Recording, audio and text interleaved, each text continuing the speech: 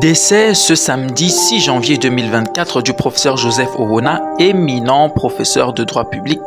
C'est face à un état de santé de plus en plus en dégradation que le haut commis de l'État avait alors sollicité une évacuation sanitaire afin de recevoir des soins adéquats compte tenu de la précarité du système de santé camerounais qui fait plus peur qu'autre chose.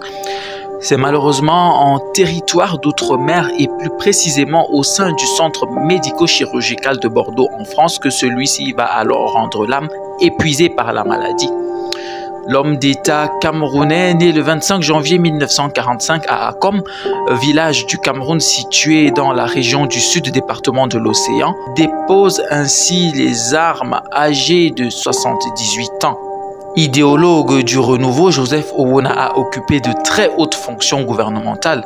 Il fut directeur de l'IRIC, l'Institut des Relations Internationales du Cameroun, chancelier de l'Université de Yaoundé, secrétaire général adjoint à la présidence, ministre de la fonction publique, ministre de l'enseignement supérieur, secrétaire général de la présidence de la République, ministre délégué à la présidence chargé du contrôle de l'État, ministre de la santé publique, ministre de l'éducation nationale, ministre de la jeunesse et des sports, où le passage de l'universitaire de 1997 à 2000 a été marqué par la victoire des Lions indomptables à la CAN en 2000 au Nigeria.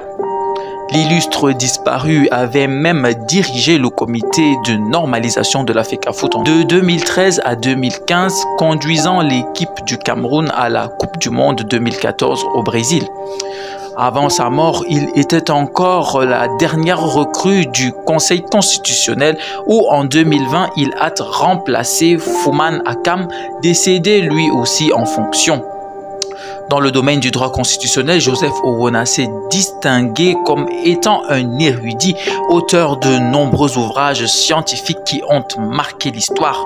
C'est donc là un grand baobab qui vient de faire une chute libre pour le grand regret de la nation tout entière et surtout du pouvoir en place pour qui il représentait un grand pilier.